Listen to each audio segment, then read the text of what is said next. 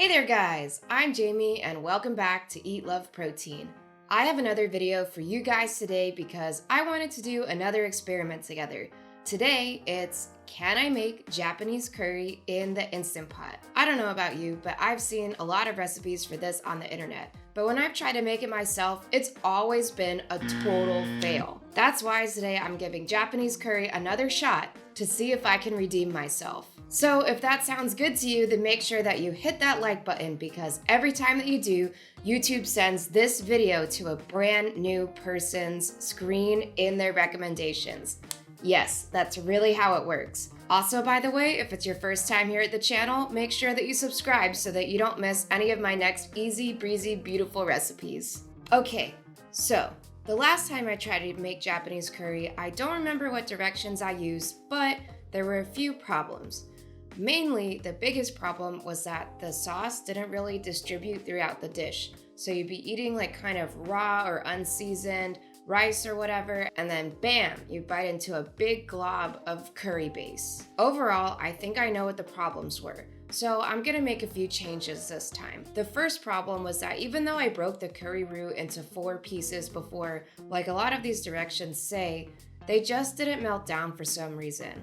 So my fix for today is not only am I going to break them up, but I'm going to be cutting them into even smaller pieces.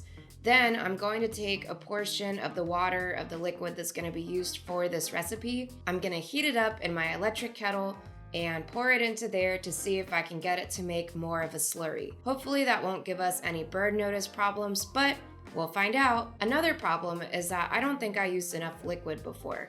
My reference recipe that I'm using today calls for 3 cups of liquid, so I'm going to be trying something more similar to that. Then, the other problem is that before, I'm pretty sure I only used half of the curry roux block. Again, the reference recipe that I looked at for today uses the whole package, so I'm going to be doing the same. So, are you ready to see if our experiment's going to turn out today? I sure hope so because it's my dinner for tonight. Alright, so let's give it a shot. It's time to put on your chef's hat and join me in the kitchen. Hey, it's voiceover Jamie here. Before we get started, let's talk ingredients. You're gonna need 1 package of Japanese curry roux, roughly diced, 2 cups of white rice soaked for 15 minutes prior to cooking, 2 or more cups of potatoes chopped, 1.5 carrots chopped, half an onion to 1 onion sliced, 2 cloves of garlic or the equivalent garlic powder, which is what I'm using, 1 tablespoon of cooking oil, 2.5 to 3 cups of cooking liquid, which would be water, stock, or broth, salt and pepper to taste. Season each layer in step 3. I also wanted to share 2 other cool tricks that the author of my reference article, Namiko Chen, recommended. One tip they had is to mix your curry roux. So either 2 different brands or even mixing 2 spice levels like mild and medium. So 1 block from 1 package and the second from another. The second tip that they had was some additional seasonings. Their original recipe that I based this off of, which by the way, this video is not me making Namiko's recipe as written, just to clarify. I just based this one off of their recipe. But Namiko's original recipe calls for 1 teaspoon of ginger, 1 tablespoon of ketchup, and 1 tablespoon of soy sauce. And some other great ideas from their mom, like grated apple, chocolate, coffee, butter, yogurt, honey, red wine, or sake. I bet that would be really good. Another use for my leftover glasses of red wine besides my sausage red wine risotto, oyster sauce, Worcester sauce, and tonkatsu sauce. And I just wanted to share one quote with you from their mom where she said, "If you just put the box curry roux, your curry will always taste the same. It will not be different from your neighbor's curry." I like that quote, and I definitely appreciate her overall philosophy. It's an interesting post, so I'll link it down in the description if you want to check it out. Anyway, there's just a little bit of prep involved, so let's talk about that in step 1. First, we're gonna cut everything. Cut your potatoes, carrots, onion, garlic, if you're using whole cloves, and any other vegetables that you decide you want to put in here. That's why this is a perfect video for me to show off this really dope knife that my mom got me for my birthday. After that, dice your roux block. If you decide to use meat, you should cut that here too. You could do anywhere from half a pound to 1.5 pounds. If you decide to do 1 pound or 1.5 pounds, definitely use 3 cups of water. And maybe go easy on some of the other ingredients. Don't add too many extra. Now you're ready for Instant Pot. Step 2. Press saute and add your cooking oil to the Instant Pot. When the pot is hot, add your onion and garlic cloves if you're using that. Saute until the onions begin to soften, maybe 5 minutes or so. If you're using meat, you can add it here and sear for 3 minutes or until it's browned. Also, if you're going to use boneless, skinless chicken thighs like I usually do, then I would recommend doing that regular cooking method, which is to sear for 3 minutes on side 1, flip, and then sear for another 3 minutes. Then take out the chicken thighs, start this vegetable process, and then put the chicken thighs back in when you're ready to close it up for the pressure cooking. Now it's time for layering. So press cancel on your Instant Pot to stop saute mode. Now it's time for step 3. Before I start, I'm going to put 1 cup of water for this recipe into my electric kettle to heat it up and melt the roux block. You could probably do the same thing by taking the cut up roux, your cooking liquid, and using your microwave. That would be a great option if you're using broth or stock and not water like I'm using today.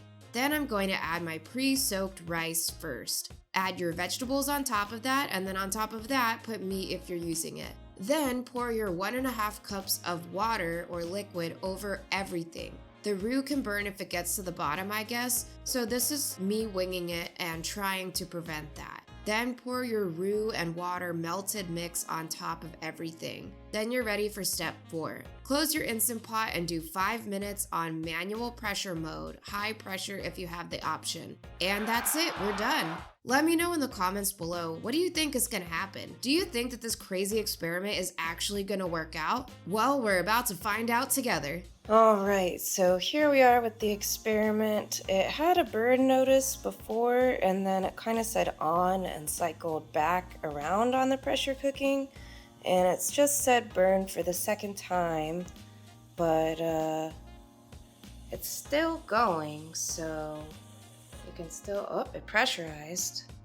Alright, so maybe if I cancel it and then pressure cook again, it might just kick on. Oops, no, keep warm. So that's the first thing that I do when there's a burn notice. And the second thing that I would do if this won't work is that I will be pushing the saute button. All right, yep, so that doesn't seem like that's gonna work. So I'm going to have to go to plan B, which is to press the saute button. And that just says 30 seconds. Then I'm going to wait for the 5 minutes supervised. So the pin is up.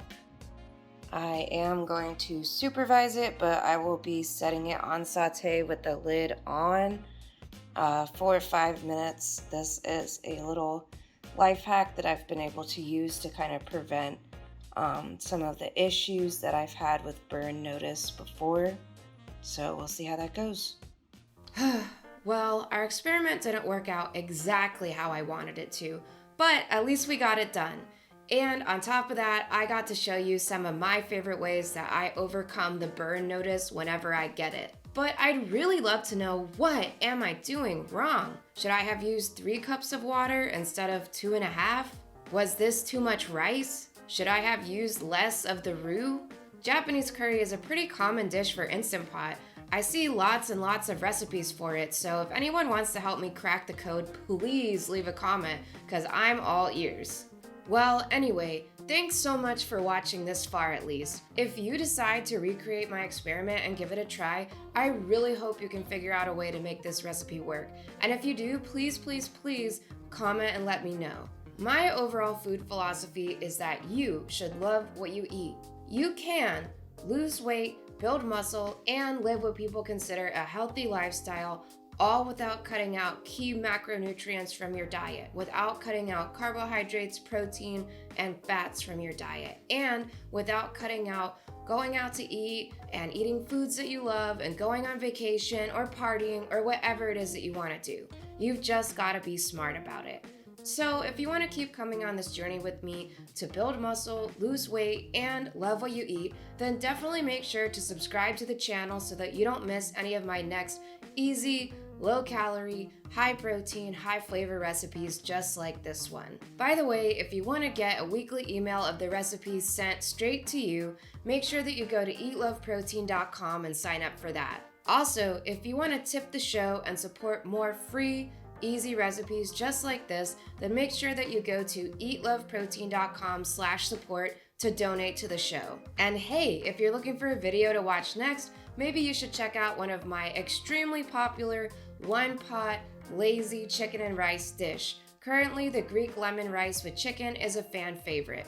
Or if you want to see my favorite way to reuse a day-old red wine left over in a cup sitting out from yesterday, then definitely check out my perfect red wine risotto recipe. Just check out these two videos that popped up on the screen for you. I hand selected them for you, so I know that you'll love them.